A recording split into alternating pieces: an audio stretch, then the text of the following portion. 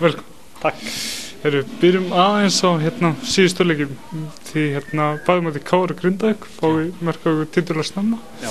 Eru eitthvað búin að sjá orsakirnar? Ég meina, er það kannski stress í mönnum? Það afskaplega erfitt að finna einhverja sérstaka orsök á þessu. Þetta náttúrulega hugafarslegt dæmi og kannski tilviljun hluta. Þannig að hins vegar hefur þetta liðið svo sem áður og í fyrra hérna á heimavelli þá kom það nokkuð sinnum fyrir að liðið fékk á sig mörk snemma, þannig að þetta auðvitað bara eitthvað sem er verið að vinna í. Það náttúrulega Eyjamenn morgun, hvernig svona leggst sá leikur í? Hann leggst ágætlega í mig, Eyjalið er gríðarlega sterkt og mjög skemmtilegt lið. Þetta mjög massíft lið sem að leggur sig 100% fram og þeir eru með náttúrulega mjög sterk einstaklinga sem geta gert út leikinn og hafa verið að gera það. Þannig að það er náttúrulega ekkert annað sem dugar á morgun en að mæta alveg á fullu gassi og það þýðir náttúrulega ekkert annað en að menn komi bara dýrvitlausir og verði það í 90 mínútur. Megum við þá búast við Eyjamenn pressi á okkur strax fyrir? Já, þeir hafa náttúrulega verið að spila þannig að það má alveg rekna með því og ég hef ekkert svo mikið trú á því að þeir fara að breyta sínum leikstíl eitthvað sérstaklega. Þannig að við erum auðvitað undirbúnir fyrir það og verðum með kannski okkar múa móti því. Og við tölum aðeins okkar lið, eru allir strákarnir tilbúnir?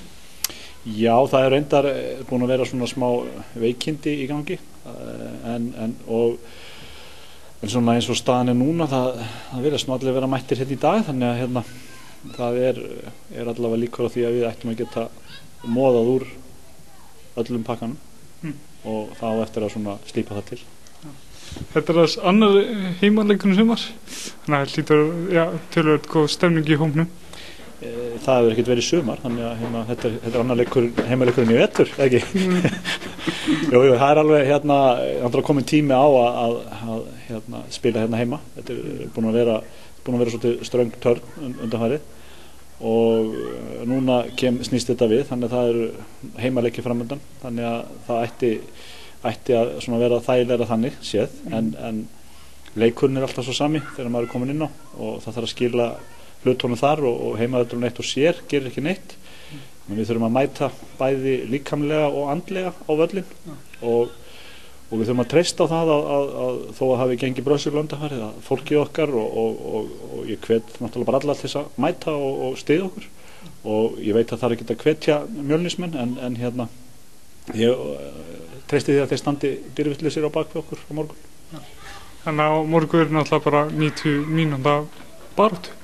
Já, það er bara nákvæmlega þannig og sérstaklega á móti liði sem er svona aggressíft og svona gott bæði fótboltalega og svona massíft að ef maður mætir ekki tilbúin til leiks hvort sem að það er ekki nóg að mæta í skyrtunni, það þarf að mæta hérna uppi og ef við gerum það sem að stefnir að þá getum við örugglega náð góðum úrslitum, ekki spurning.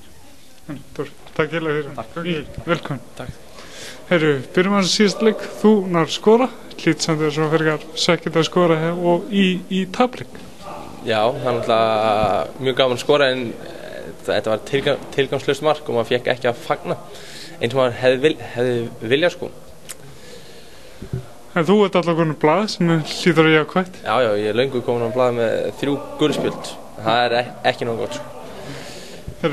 Það eru Eyjamenn á morgun, hvernig svona leggst sá leikur í? Bara vel, þetta er bara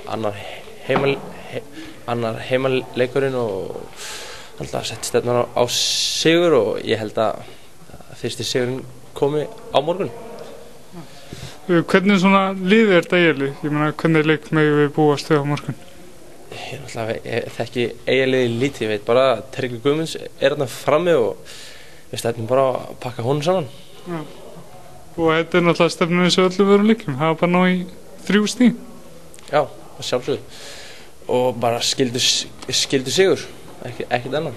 Já, og náttúrulega mikilvægt að stjórnismenn komi og mæti ykkur í annan heimaleg. Já, ég hef miklu að trúa að verði mun fleiri heldur en síðast. Þannig að Já. Ingi, takk hérlega fyrir.